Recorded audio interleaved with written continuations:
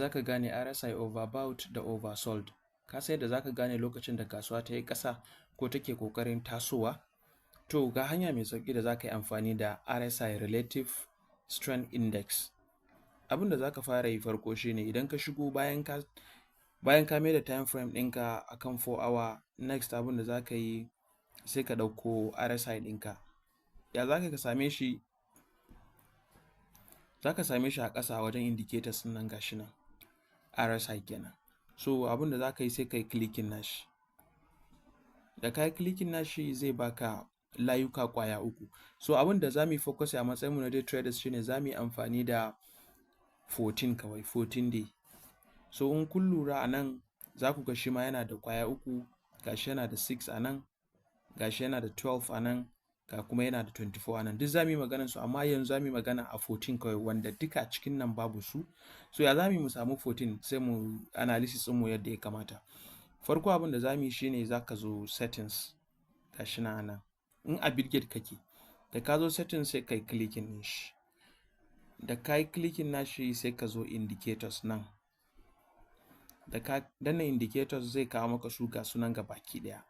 Sai ka yi scrolling ka samo a ina yake. Idan ka zo tun daga sama gashi nan za ka same shi a nan. Sai ka yi clicking nashi. So kamar yadda na faɗa, analysis ɗinmu zai focus akan layi ɗaya ne kawai. So wannan da kuke gani a yanzu ga sunan ƙwaya 3 da nuna muku, ga nan ɗaya, ga nan ɗaya, ga nan ɗaya. So za mu rage su gaba ɗaya, za mu yi amfani da 14 kawai. So abin da za mu yi shine za mu cire wannan, za mu cire wannan, shi kuma wannan za mu mai da shi 14. So sai ku danna.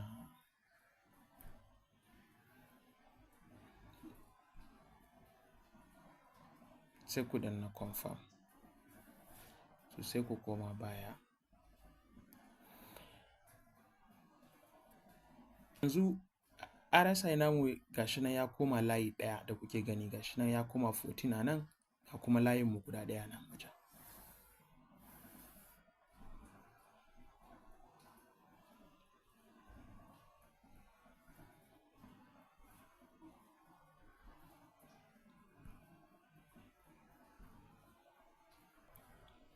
So kamar yadda kuke gani yanzu za mu duba RSI namu a ina yake. Shine za mu ana rating nashi ne daga 30 zuwa 70.